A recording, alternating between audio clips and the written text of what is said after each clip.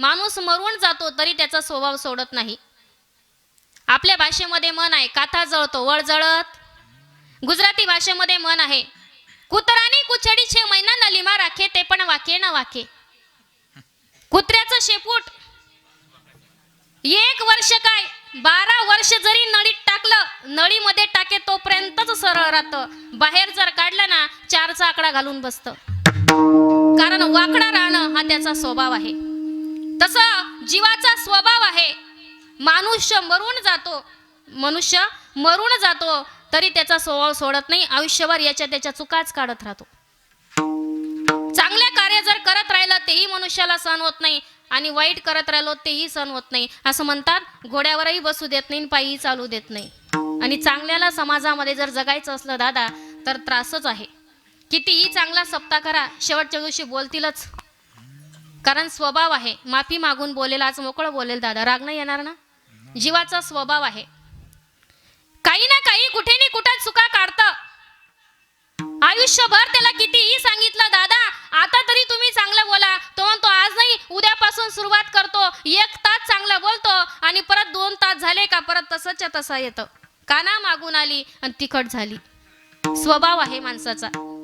असं म्हणतात, जगामध्ये जर प्रगती करायची असेल तर मनुष्याच्या आणि जगाच्या नादी लागायचं नाही. स्वतः आपण चालत राहायचं, प्रगती करत राहायची. असं म्हणतात, कुत्र्याला गती आणि माणसाला प्रगती कधीच सहन होत नाही. गाडी जर स्पीडने चालत राहिली तर कुत्रा मागे मागे भुकतं. आणि आपल्याच घरातला एखादा व्यक्ती जर प्रगती पथावर राहिला तर आपल्याच लोकांच्या पोटात दुखायला लागतं. हा जगाचा स्वभाव आहे. मनुष्य कधी स्वभाव टाकत नाही. म्हणून आपला स्वभाव आपण बदलला पाहिजे. एका गावामध्ये एक वैदिन राहत होती. वैदिन मावशी माहिती ना मावशी? डोक्यावर गासोड, खांद्यावर पोरगा, गलीत आवळ्या मारत, सुया घे, धामण घे, बिबळ घे, आंधळ्याला आरसा घे, तुझ्या म्हाताऱ्याला खुळकुळा घे ग माय. मी नाही बरा वैदिन, तर तुम्ही म्हणशाल 7व्या दिवशी वैदिनच आली. ती वैदिन रस्त्याने आवाज देत चालली होती, सुया घे, धामण घे, बिबळ घे, आंधळीला आरसा घे, तुझ्या म्हाताऱ्याला खुळकुळा घे ग माय.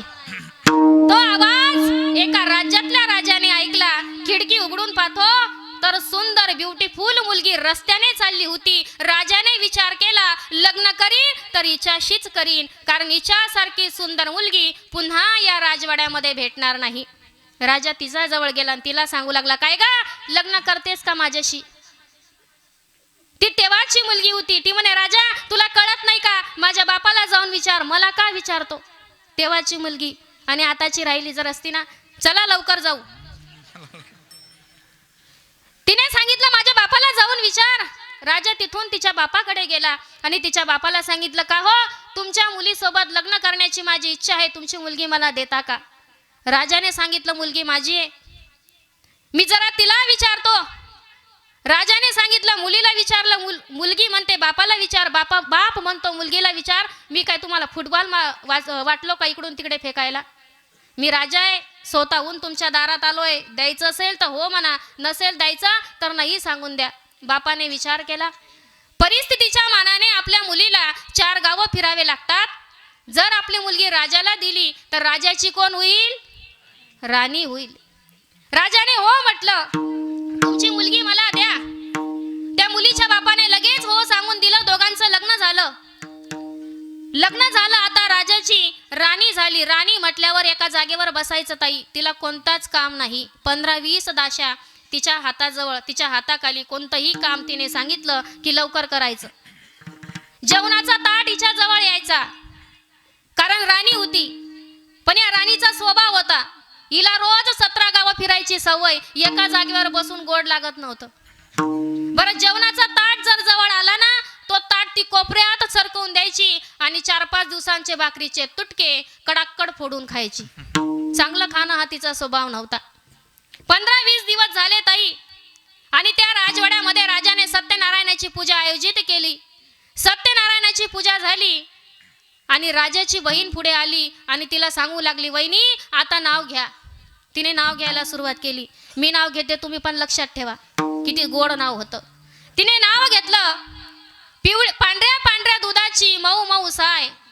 ऐका, पांढऱ्या पांढऱ्या दुधाची मऊ मऊ साय, हरिश्चंद्र राजाची बायको नाव घेते भाकर वाढव माय. तिचा भाकरी मागायचा स्वभाव गेला का? तिचे हिंडणे राहीना. जय हो. मूळ स्वभाव जाईना, तिचे हिंडणे राहीना, मूळ स्वभाव जाईना, हिंडणे राहीना, मूळ स्वभाव जाईना, हिंडणे राहीना, मूळ स्वभाव जाईना. आधी होती दासी हो, आधी होती दासी, पटराणी गेली तिसी, पटराणी गेली तिसी.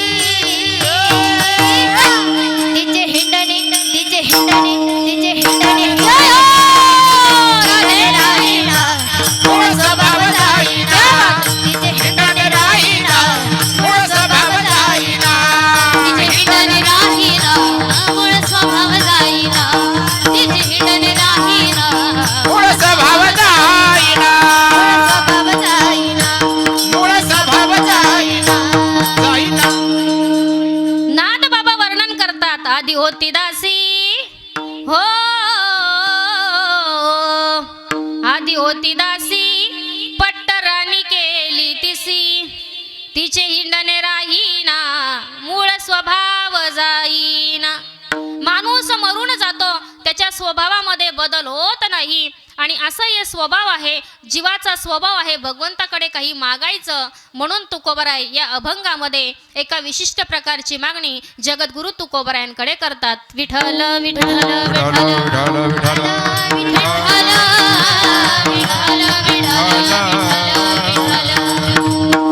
या अभंगामध्ये जगद्गुरु तुकोबराय भगवंताला सांगतात, देवा तुला जर काही मला असं द्यायचं असेल तर असं दान दे. आयुष्यभरासाठी तुझा विसर माझ्या जीवनात मला कधी पडायला नको. काय मागणी महाराज संतांची. जर मागायचे आपण प्रकार पाहिले तर दोन प्रकार पडतात. पहिला व्यावहारिक मागणारा आणि दुसरा आहे पारमार्थिक मागणारा. दादा, जो व्यावहारिक मागणारा आहे तो नेहमी संसारासाठी मागतो, स्वतःसाठी मागतो. आपली मागणी ही स्वार्थापोटी असते. आता इथं बसलेल्यांपैकी जर एका जणाला देव प्रसन्न झाला, होणार नाही पण समजा झाला, तुम्ही असं म्हणाल का माझं संपूर्ण वडली गाव सुखात कर? तुम्ही म्हणाल देवा तुम्हाला प्रसन्न झाला, देता येईल तेवढे गाडी बंगला सोनं नाणं मला एकट्याला दे, वाढावे संतान, गृही व्हावे धनधान्य. आपली स्वार्थापोटी मागणी असते. आपण भगवंताकडे गेलो की भगवंताला सांगतो माझ्या मुलाला नोकरी लागू दे, त्याला चांगली बायको भेटू दे, त्याला छोकरी होऊ दे, त्याला सगळं काही चांगलं होऊ दे. देवा माझं वाढू दे आणि माझ्या शेजारच्याचं सगळं जाऊ दे. ही स्वार्थपोटी मागणी आपली असते. ही स्वार्थपोटी मागणी आपली असल्यामुळे ती पूर्ण होत नाही, आपल्याला दुःख भोगावं लागतं. पण शेवटची जी मागणी आहे ती पारमार्थिक मागणी आहे. पारमार्थिक मागणी मागणारे जर कोण असतील तर संत महात्मे. संत स्वतःसाठी कधी मागत नाही. संतांनी संसारासाठी मागितलं नाही, संतांनी मागितलं जगाच्या कल्याणा. संतांच्या विभूते जगाच्या कल्याणा, संतांच्या विभूते जगाच्या कल्याणा, संतांच्या विभूती हो, जगाच्या कल्याणा, संतांच्या विभूती. जगसमीती परोपकारे,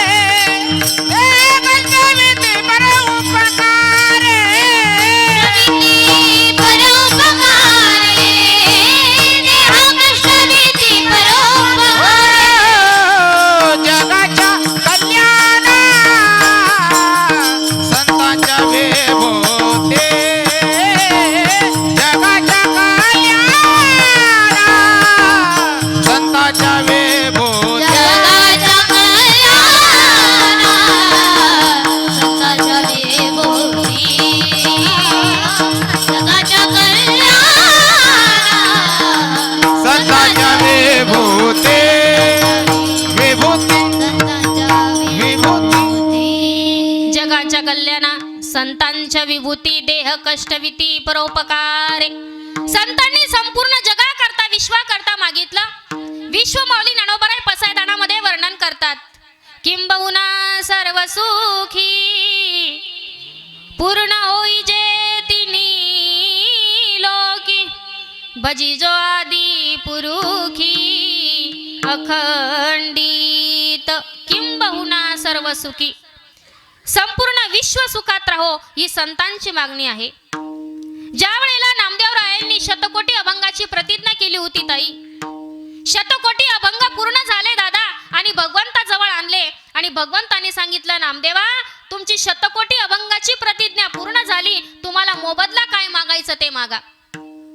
नामदेवरायांनी संसारासाठी मागितलं नाही, नामदेवरायांनी मागितलं ते अकल्प आयुष्य वावे ताया कुळा अकल्प आयुष्य वावे ताया कुळा अकल्प आयुष्य व्हावे ताया मोळा अकल्प आयुष्य वावे ताया माझी या सकळा हरीच्या दासा माझी या सकळा हरीच्या दासा कल्पनेची बाधा हो कवने काळी कल्पनेची बाधा हो कवने काळी कल्पनेची बाधा हो कवने काळी कल्पनेची बाधा न हो काळे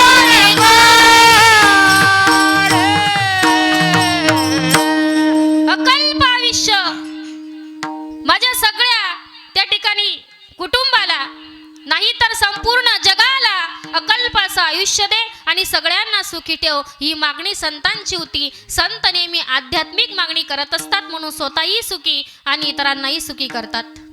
मग ज्या ज्या वेळेला जगद्गुरु तुकोबाराय पंढरीश पांडुरंगाच्या दर्शनासाठी पंढरपूरला जायचे ऐका. जगद्गुरु तुकोबाराय महाद्वारापर्यंत पोचले की पांडुरंग परमात्मा खाली मान घालायचे. पुन्हा तुकोबाराय दर्शनासाठी गेले की पुन्हा पांडुरंग परमात्माने खाली मान घालावी. एकदा तुकोबारायांनी पंढरीश पांडुरंग परमात्माला विचारलं.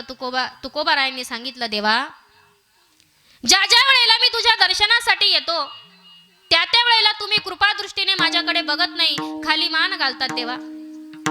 बरं मी काही रिकामा नाही, माझ्या मागे संसार आहे, चिला पिलांचा प्रपंच पाठी सोडून मी दर महिन्याच्या वारीला तुमच्या दर्शनासाठी येतो, तुम्ही माझ्याकडे बघत नाही.